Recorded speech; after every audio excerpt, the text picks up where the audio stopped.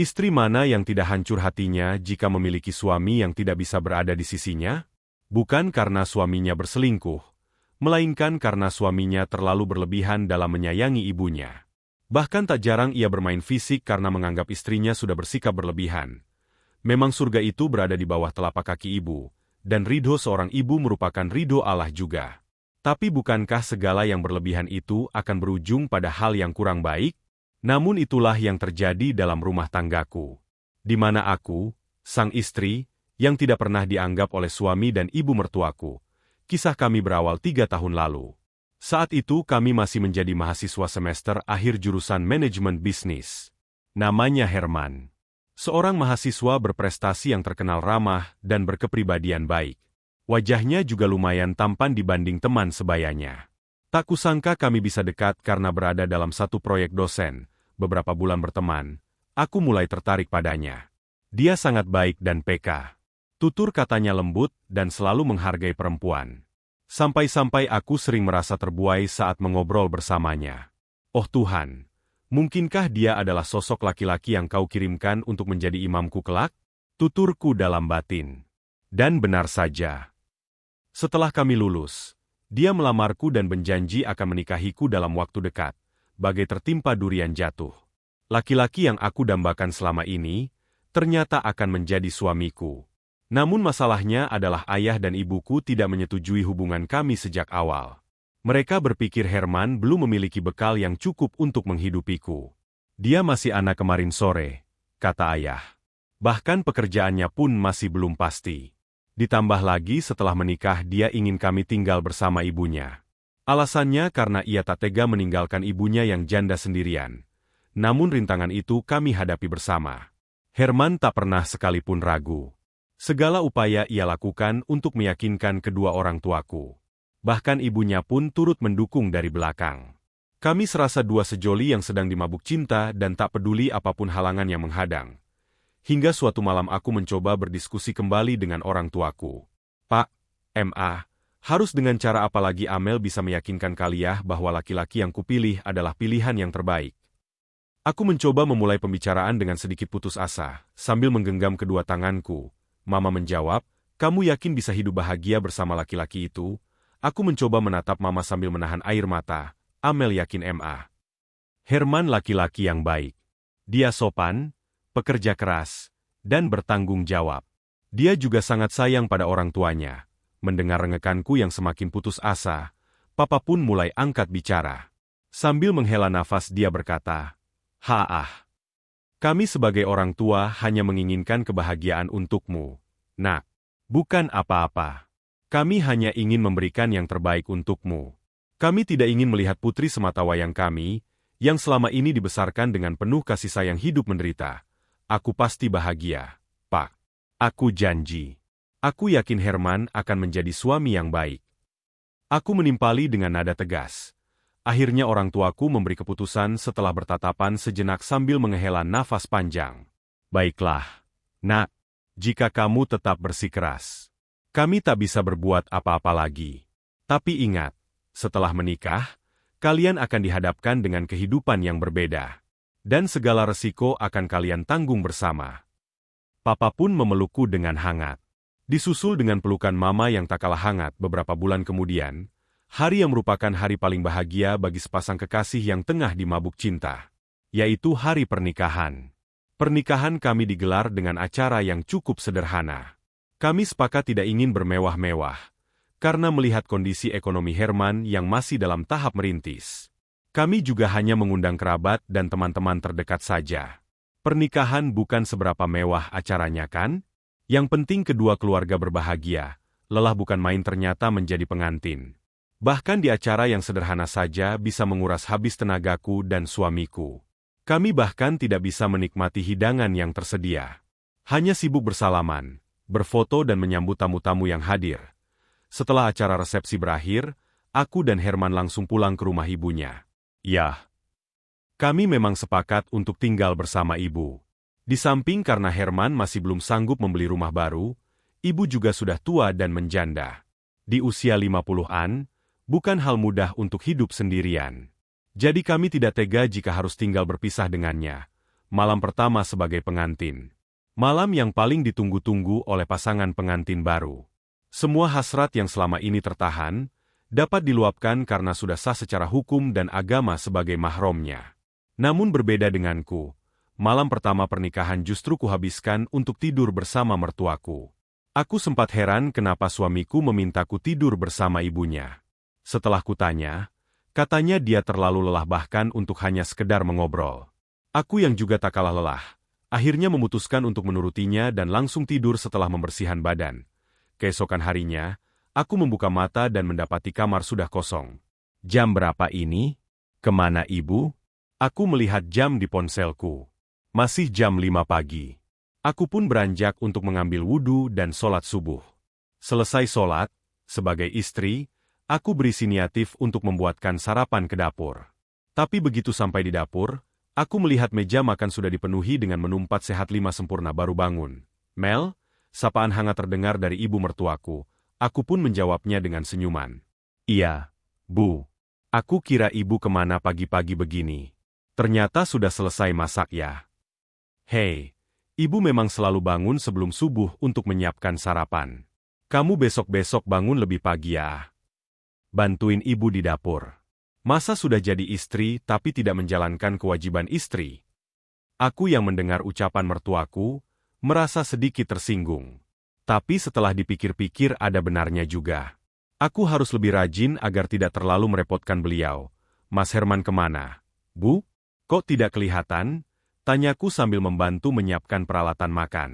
Oh, dia masih di masjid. Biasa. Dia selalu ikut jamaah di masjid sebelah rumah. Ibu menjelaskan dengan bangga, betapa bahagianya aku mendengar hal tersebut.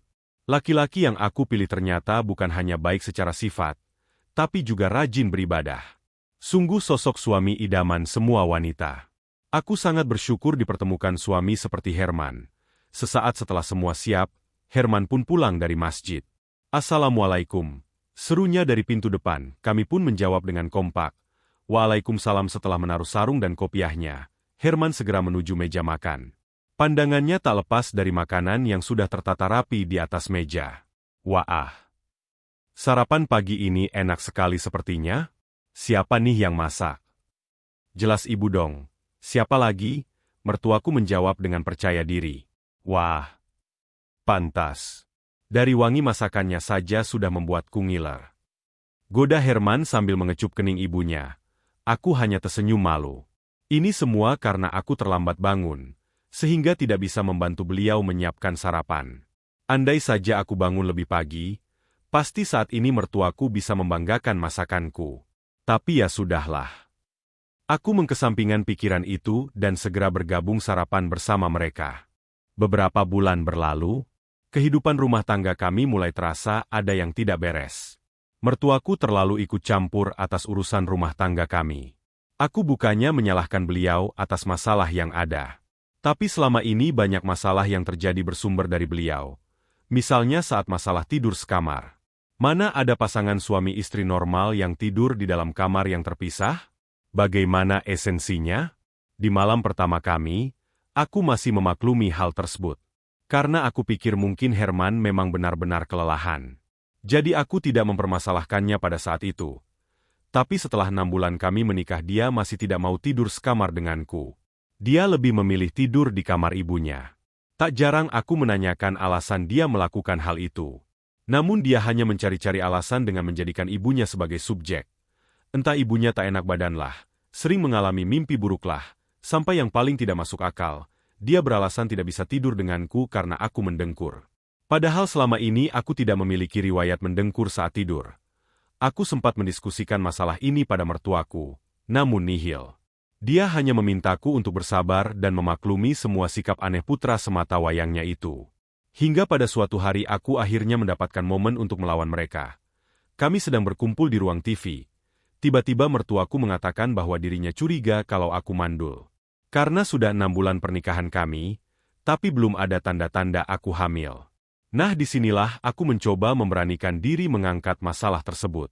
Logikanya, bagaimana bisa hamil, kalau sang suami saja tidak pernah mau tidur bersama istrinya? Apakah si istri bisa hamil dengan guling mendengar pemikiranku tersebut? Sontak membuat keduanya terdiam.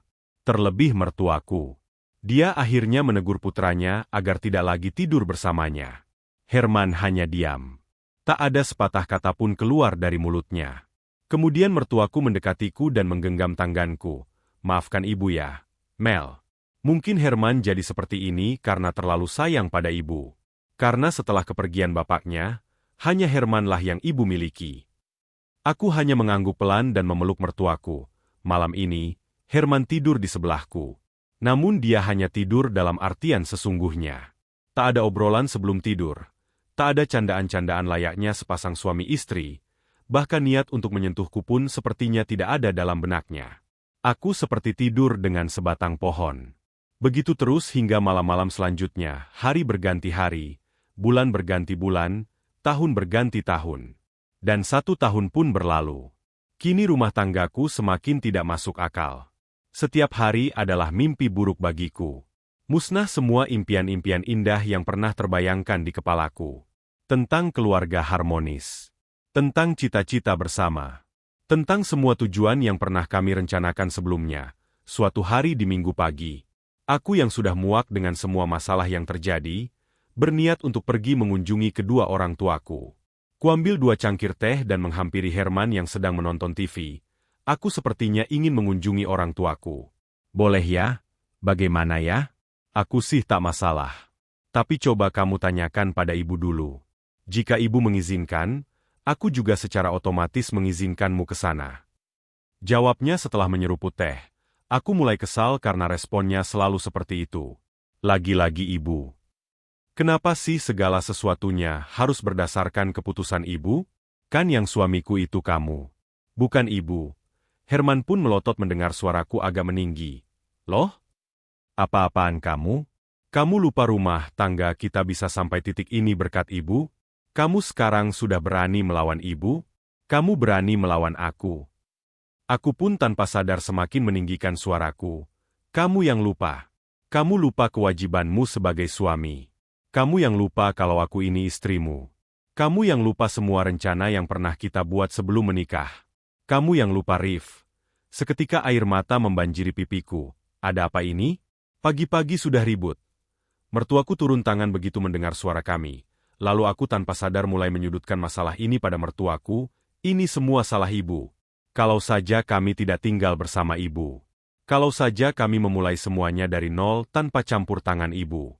Kalau saja selama ini ibu tidak terus-terusan menutup mata dan membela Herman. Kalau saja ibu tidak selalu menyalahkanku karena kami belum dikaruniai anak. Semua masalah ini tidak akan terjadi. Plak.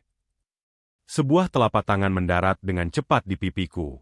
Pipi putih halus yang masih berlinang air mata, seketika berubah warna menjadi kemerahan. Rasa sakit pun makin menjalar ke sekujur tubuh, hingga aku tak tahu apa yang harus aku lakukan. Selama ini aku masih bisa menahan diri ketika Herman dengan mulut lancipnya selalu membandingkanku dengan sosok ibunya.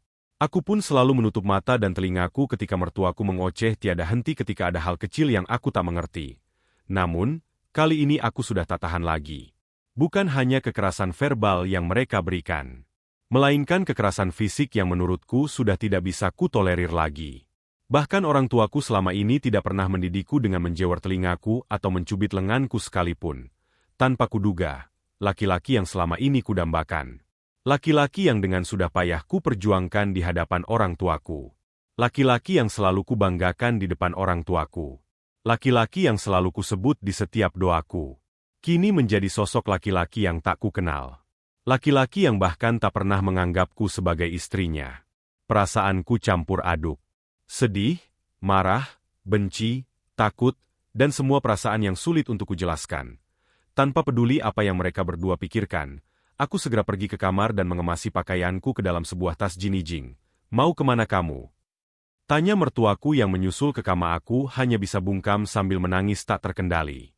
Apalagi yang dia inginkan sekarang? Belumkah puas melihatku ditampar putranya di depan matanya sendiri? Harusnya dia memarahi putranya itu, karena sudah berani memukul istrinya. Tapi dia justru menghampiriku? Sungguh di luar nalar, jawab ibu. Kita bisa bicarakan ini secara baik-baik. Bukan seperti ini cara menyelesaikan masalah. Kalian suami istri. Kalian sudah dewasa. Jika ada masalah seharusnya dibicarakan berdua. Bukan kabur-kaburan seperti ini, mertuaku masih saja tidak bisa membaca situasi. Amel, dengar ibu. Ibu tahu kamu pasti marah atas sikap Herman barusan. Tapi ibu yakin Herman tidak bermaksud melakukan hal itu dengan sengaja. Dia hanya membela ibu karena kamu membentak ibu tadi. Sekarang lebih baik hampiri dia dan minta maaf ya. Ibu tidak ingin masalah ini semakin besar. Aku makin geram mendengar penjelasan mertuaku. Selalu saja dia membela putranya itu tanpa memikirkan perasaanku. Aku diminta untuk minta maaf? Bahkan melihat wajahnya saja aku sudah tak sudi. Lebih baik aku segera kabur dari sini daripada nanti nambah hilang akal. Setelah tasku isi penuh. Tanpa babi bu, aku segera keluar dari rumah itu. Sebenarnya dalam lubuk hatiku yang paling dalam, masih ada secercah harapan bahwa Herman akan mengejarku untuk menahanku pergi. Namun ternyata itu hanyalah harapan bodohku saja. Boro-boro mengejar, dia justru meminta ibunya untuk memaksaku meminta maaf. Dasar laki-laki sinting. Akhirnya dengan berbekal emosi dan tekad yang kuat, aku berhasil lari dari rumah mereka. Setibanya di rumah, orang tuaku terkejut karena mendapati putri cantiknya dalam keadaan tidak baik-baik saja. Namun tanpa banyak komentar, mereka segera menyuruhku masuk untuk menenangkan diri. Setelah perasaanku sedikit tenang, aku menceritakan semua masalah yang selama ini kupendam sendiri. Tak ada sedikit pun yang kututup-tutupi. Aku sudah kehilangan akal memang. Sudah tak tahu lagi harus bagaimana. Biar saja orang tuaku mengetahui semua aib rumah tanggaku. Mama langsung menangis mendengar ceritaku. Sedangkan papa seakan menahan hasratnya, ingin memukuli Herman saat itu juga. Namun mereka berusaha tetap tenang mendengarkan ceritaku sampai selesai. Selesai aku bercerita, Mama memelukku dengan erat. Seakan merasakan semua penderitaan yang aku alami selama ini. Sementara itu, Papa menyarankan agar aku berpisah saja dengan Herman dan memulai kehidupan sebagai pribadi yang baru. Aku bingung. Pikiran dan hatiku masih diselimuti kebencian. Aku belum bisa berpikir jernih. Aku takut jika mengambil keputusan di saat kalut, kelak akan menjadi bumerang bagi diriku sendiri. Jadi apakah aku harus menuruti saran orang tuaku? Atau berdamai dengan keadaan dan mencoba merubah segalanya secara perlahan? Bagaimana menurut kalian? Tulis pendapat kalian di kolom komentar ya.